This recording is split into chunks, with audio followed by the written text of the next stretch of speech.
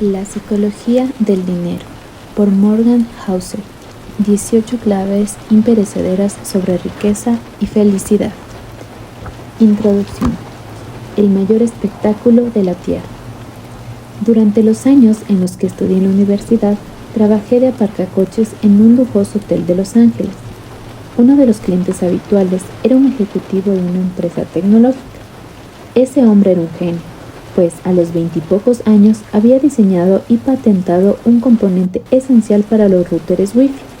Había creado varias empresas y las había vendido. Era una persona con un éxito apabullante. No obstante, tenía también una relación con el dinero que yo describiría como una mezcla de inseguridad y estupidez infantil. Llevaba encima un fajo de cientos de dólares de varios centímetros de grosor. Se los enseñaba a todas las personas que querían verlo y a muchas que no. Alardeaba abierta y escandalosamente de su riqueza, a menudo estando borracho y siempre sin que viniera a cuento.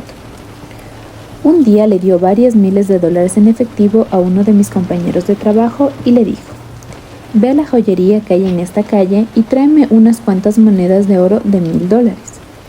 Al cabo de una hora, monedas en mano, el ejecutivo tecnológico y sus amigos se reunieron en un muelle que daba al Océano Pacífico. Allí se pusieron a tirar las monedas al mar, haciéndolas saltar como si fueran piedras y soltando carcajadas mientras discutían sobre quién había lanzado más lejos la piedra, simplemente por diversión. Días después, el hombre rompió una lámpara del restaurante del hotel. Un encargado le dijo que la lámpara valía $500 y que tendría que cambiarla por una nueva. «¿Quieres $500?», preguntó incrédulo el ejecutivo mientras se sacaba un fajo de billetes del bolsillo y se lo daba al encargado. «Pues aquí tienes $500. Ahora sal de mi vista y no vuelvas a insultarme así jamás». Tal vez te preguntarás, ¿cuánto puede durar un comportamiento de esa índole? La respuesta es que no mucho. Años después me enteré de que el ejecutivo se había arruinado. La premisa de este libro es que el hecho de que te vaya bien en cuestiones de dinero tiene que ver un poco con lo listo que seas y mucho en cómo te comportas. Y el comportamiento es algo difícil de enseñar, incluso a gente muy inteligente. Un genio que pierde el control de sus emociones puede ser un desastre financiero, y lo mismo vale en caso contrario. Gente de a pie, sin formación en finanzas, puede enriquecerse si cuenta con algunas habilidades conductuales que nada tienen que ver con indicadores formales de inteligencia. Mi entrada favorita en la Wikipedia empieza así. Ronald James Read fue un filántropo, inversor, conserje y trabajador de gasolinera estadounidense. Ronald Read nació en una zona rural de Vermont.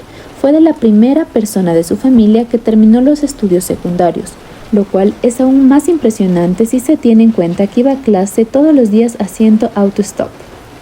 Para quienes conocieron a Ronald Read, no habría mucho más que mereciera la pena mencionar. Su vida fue de lo más austera y discreta.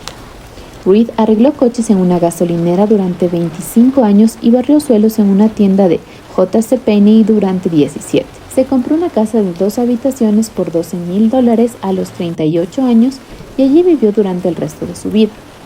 Enviudó a los 50 y nunca volvió a casarse. Un amigo recordaba que su principal pasatiempo era cortar troncos y hacer leña. Read murió en 2014, a los 92 años. Fue entonces cuando ese humilde conserje del pueblo fue objeto de portadas en todo el mundo. En 2014 murieron 2.813.503 estadounidenses. Menos de 4.000 tenían un patrimonio neto de más de $8 millones al fallecer. Ronald Read era uno de ellos. En su testamento, aquel ex conserje dejó $2 millones a sus hijastros y más de 6 millones al hospital y a la biblioteca de su pueblo. Quienes conocían a Read quedaron perplejos. ¿De dónde había sacado tanto dinero? Pues resultó que no había secreto. Ni le había tocado a la lotería, ni había recibido una herencia. Read ahorró lo poco que pudo y lo invirtió en valores seguros. Luego esperó a lo largo de varias décadas mientras unos pequeños ahorros se iban multiplicando hasta superar los $8 millones. Tal cual, de conserje a filántropo. Unos meses antes de que Ronald Read en las noticias apareció otro hombre, un tal Richard. Richard Fuscone era todo lo que no era Ronald Read. Fuscone, ejecutivo de Merrill Lynch formado en Harvard y con un máster en administración de empresas, tuvo una carrera tan exitosa en el mundo de las finanzas que se retiró a los 40 y pocos para ser filántropo. David Komansky, ex consejero delegado de Merrill Lynch, elogió la capacidad de liderazgo, los conocimientos empresariales, el buen juicio y la integridad personal de Fuscon. En una ocasión, la revista de economía, Crane, lo incluyó en su lista de empresarios exitosos, 40 de menos de 40. Pero luego, al igual que el ejecutivo tecnológico que hacía saltar monedas, todo se le fue al garete. A mediados de la década de los 2000, Fuscon se endeudó mucho para ampliar una vivienda de más de 1.500 metros cuadrados en Greenwich, en el estado de Connecticut, que tenía 11 baños, 2 ascensores, 2 piscinas, 7 garages y cuyo mantenimiento costaba más de $90,000 al mes. Entonces llegó la crisis financiera de 2008. La crisis fue un batacazo para las finanzas de prácticamente todo el mundo. A Fuscon, al parecer, lo dejó sin blanca. La elevada deuda y los activos sin liquidez lo arruinaron. Hoy por hoy no tengo ingresos, declaró supuestamente ante el juez en 2008. Primero le embargaron su casa de Palm Beach. En 2014 fue el turno de sumación de Greenwich. 5 meses antes de que Ronald Read dejara su fortuna para fines benéficos, la casa de Richard Fuscon, donde los invitados recordaban el placer de cenar y bailar encima de una plataforma transparente que cubría la piscina interior de la casa, se vendió una subasta por ejecución hipotecaria por un 75% menos de lo que la compañía de seguros calculó que valía.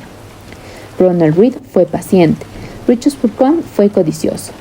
Eso fue lo que dejó sin efecto las enormes diferencias entre ambos en cuanto a formación y experiencia.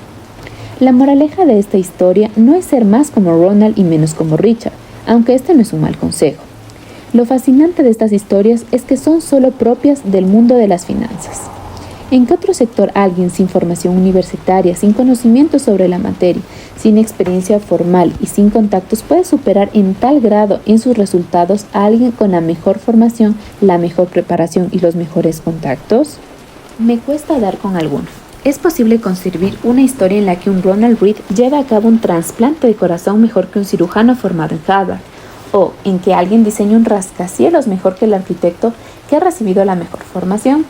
Como tampoco se publicará nunca una noticia sobre un conserje que superó a los mejores ingenieros nucleares del mundo.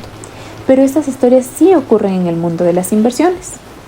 El hecho de que Ronald Read pudiera coexistir con Richard Fuscon tiene 2 explicaciones. La primera es que los resultados financieros dependen de la suerte, independientemente de la inteligencia y del esfuerzo. Esto se cumple hasta cierto punto y a lo largo de este libro vamos a tratar esta cuestión con más detalle. Y la segunda, que a mi juicio es más habitual, es que el éxito financiero no es una ciencia pura y dura, es un soft skill, una habilidad blanda, habilidad conductual o emocional, en la que cómo te comportas es más importante que lo que sabes. Esa habilidad emocional es lo que yo llamo psicología del dinero. El objetivo de este libro es convencerte mediante historias breves de que las habilidades emocionales son más importantes que los conocimientos técnicos sobre el dinero. Y lo haré de una forma que va a ayudar a todo el mundo, desde Read hasta Fuscon, pasando por todos los que están entre medio, a tomar mejores decisiones financieras. Me he dado cuenta que estas habilidades emocionales están muy infravaloradas. Las finanzas se enseñan como una disciplina basada en las matemáticas, en las que pones datos en una fórmula y la fórmula te lo dice qué es lo que hay que hacer y se supone que tú luego vas y lo haces. Esto es cierto en las finanzas personales, donde te dicen que tengas un fondo de emergencia para 6 meses y ahorras un 10% de tu salario. Es cierto en las inversiones, donde conocemos las correlaciones históricas exactas entre tipos de interés y capitalizaciones. Y es cierto en las finanzas empresariales, donde los directores financieros pueden medir el coste preciso del capital. No es que ninguna de esas cosas esté mal o sea errónea. Lo que ocurre es que saber qué hay que hacer no te da ninguna información sobre lo que te pasa por la cabeza cuando intentas hacerlo. Hay 2 cuestiones que afectan a todo el mundo, tanto si te interesan como si no: la salud y el dinero. El sector sanitario es un triunfo de la ciencia moderna, que ha hecho aumentar la esperanza de vida en todo el mundo. Los descubrimientos científicos han sustituido las antiguas ideas de los médicos sobre cómo funciona el cuerpo humano. Y a raíz de eso, prácticamente todo el mundo goza de una salud mejor. El sector del dinero, las inversiones, las finanzas personales y la planificación empresarial es otra historia. Las finanzas han captado las mentes más brillantes salidas de las mejores universidades durante las 2 últimas décadas. Los estudios de ingeniería financiera eran los más populares en la Escuela de Ingeniería de Princeton hace 10 años. ¿Hay alguna prueba de que eso nos haya hecho mejores inversores? Yo no he visto ninguno. Mediante el ensayo y error colectivo practicado a lo largo de los años, hemos aprendido cómo convertirnos en mejores agricultores, en fontaneros expertos y en químicos avanzados. Pero, ¿acaso el ensayo y error nos ha enseñado a ser mejores en nuestras finanzas personales? ¿Es menos probable que quedemos soterrados por la deuda? ¿Es más probable que ahorremos para cuando vengan mal dadas? ¿Para estar preparados cuando llegue la jubilación? ¿Tenemos una visión realista de cómo el dinero influye o no en nuestra felicidad? Yo no he visto pruebas concluyentes. Esto se debe en buena medida, creo yo, a que nuestra manera de reflexionar sobre el dinero, y lo mismo vale para lo que nos enseñan sobre esta cuestión, se parece demasiado al funcionamiento de la física, con normas y leyes, y no lo suficiente a la psicología, con emociones y matices. Y esto, para mí, es tan fascinante como importante. El dinero está por todas partes, nos afecta a todo y a la mayoría de nosotros nos confunde. Cada uno tiene ideas un poco diferentes sobre él. El dinero nos da lecciones sobre cosas que hacen referencia a muchos aspectos de la vida, como el riesgo, la confianza y la felicidad. Pocos temas actúan como una lupa tan potente como el dinero para ayudarnos a explicar por qué la gente se comporta de la forma en que lo hace. Esto es uno de los mayores espectáculos de la Tierra. Mi propia percepción de la psicología del dinero es fruto de más de una década escribiendo sobre esta cuestión. Empecé a escribir sobre finanzas a principios del 2008. Estábamos a las puertas de una crisis financiera y de la peor recesión de los últimos 80 años. Para escribir sobre lo que estaba ocurriendo, quería descubrir qué era lo que estaba ocurriendo. Pero lo primero que aprendí tras la crisis financiera fue que nadie sabía explicar con precisión lo que había ocurrido o por qué había ocurrido. Por no decir qué había que hacer. Para cada buena explicación había una réplica igual de convincente. Los ingenieros pueden determinar la causa del derrumbamiento de un puente porque existe un consenso en que, si a un área concreta se le aplica una fuerza de una cierta intensidad, esa área va a ceder. La física no es controvertida, se guía por leyes. Las finanzas, en cambio, son otra cosa. Se guían por el comportamiento de la gente, y mi comportamiento puede tener sentido para mí, pero a ti te puede parecer un disparate. Cuanto más analicé la crisis financiera y escribí sobre ella, más me di cuenta de que podía comprenderse mejor desde la perspectiva de la psicología y la historia que desde una perspectiva financiera. Para entender por qué la gente se endeuda hasta el cuello, no hace falta estudiar los tipos de interés, hay que estudiar la historia de la codicia, la inseguridad y el optimismo. Para conseguir que los inversores vendan todas las acciones en el peor momento de un mercado bajista, no hace falta estudiar las matemáticas de los beneficios que se prevén en un futuro. Hay que pensar en la agonía de mirar a tu familia y preguntarte si tus inversiones están poniendo en peligro su futuro. Me encanta aquella famosa observación de Voltaire. La historia nunca se repite, el hombre sí. Se corresponde perfectamente con cómo nos comportamos con el dinero. En 2018 publicó un informe en el que se esbozaba 20 de los errores, sesgos y causas del mal comportamiento más importantes que he visto que afectan a la gente al gestionar el dinero. Se tituló The Psychology of Money, la psicología del dinero, y lo han leído más de 1 millón de personas. Este libro es sumergirse aún más en esta cuestión.